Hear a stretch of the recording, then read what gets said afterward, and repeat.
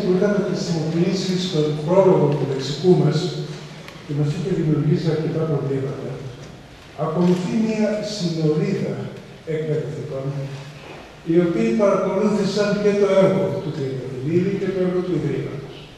Μετά το Ίδρυμα ξαναγυρίζουν στο Τριανταφυλλίδη και παρακαλώ τον πολύ αγαπητό φίλο του Ιδρύματος, τον Αλέξη Μαρά, να πάρει το λόγο.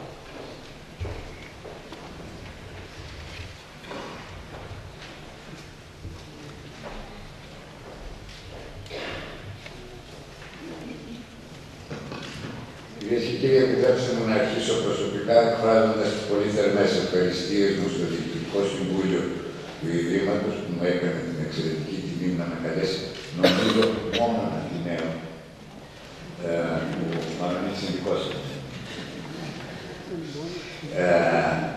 Και να μιλήσω από αυτό το βήμα που ομολογώ ότι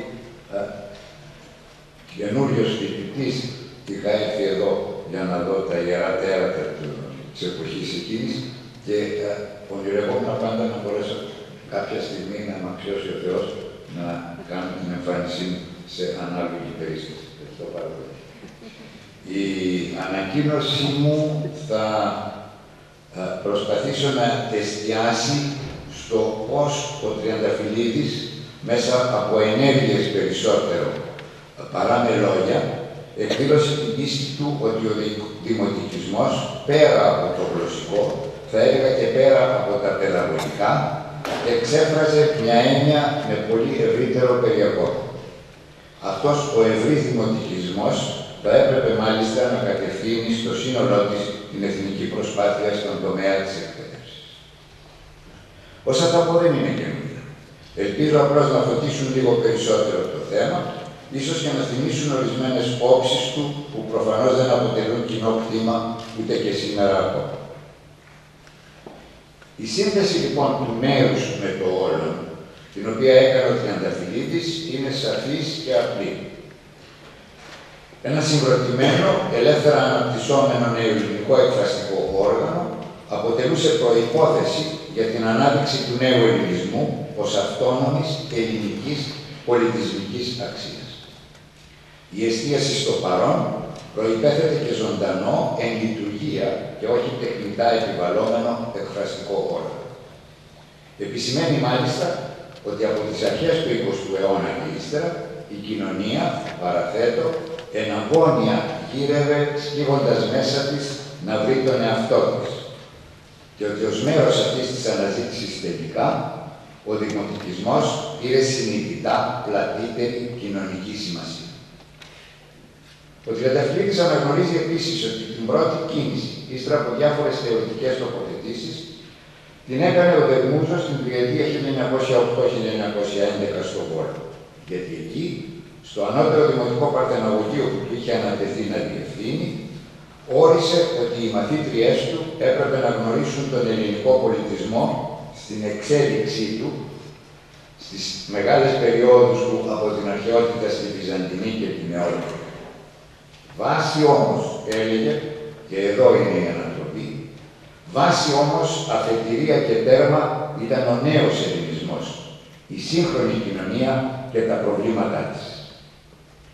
Αυτά άλλωστε τα είπε και ο ίδιος ο Τριανταφυλλίδης 30 χρόνια αργότερα στη δίκη των Δόνων. Αναρωτήθηκε πώς θα φανούμε άξιοι να νιώσουμε αληθινά και βαθιά τους αρχαίους, για να καταλήξει ότι, εισαγωγικά, για μια τέτοια μορφωτική προσπάθεια είναι φανερό πως αφετηρία και βάση πρέπει να είναι ο εαυτός μας, το σημερινό μας έθνος με την οντότητά μας. Η εστίαση αυτή προς το παρόν ήταν βέβαια γενικότερο φαινόμενο της δημοτικιστικής κίνησης, στην οποία ανήκαν πρόσωπα με πολλές και πολύ διαφορετικές πολιτικοκοινωνικές τάσεις και εκπρόσωποι θεμελιακά διαφορετικών ιδεολογιών. Από το Γιώργο Σκληρό, ας πούμε, ως τον Ιώνα Ραούτ.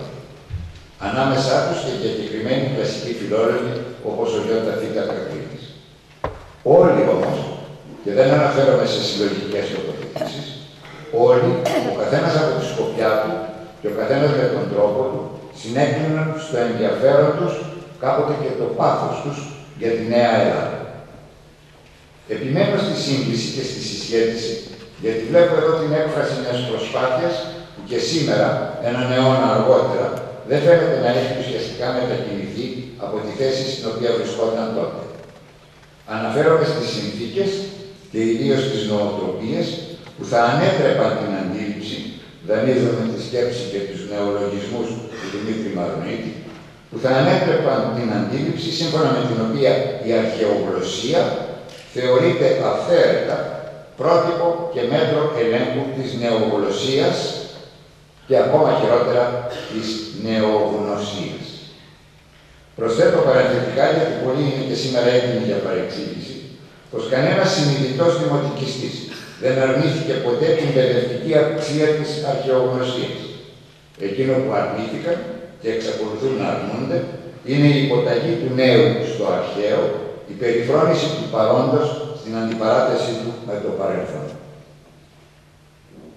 Μέσα σε αυτό το γλωσσομορφωτικό κλίμα, λοιπόν, ο Τριανταφυλλίδης, όπως το σχηματοποίησε ο Ευάγγελος Παπανούτσος, μοίραζε σε όλη τη ζωή τη δραστηριότητά του σε τρεις κύριους τομείς.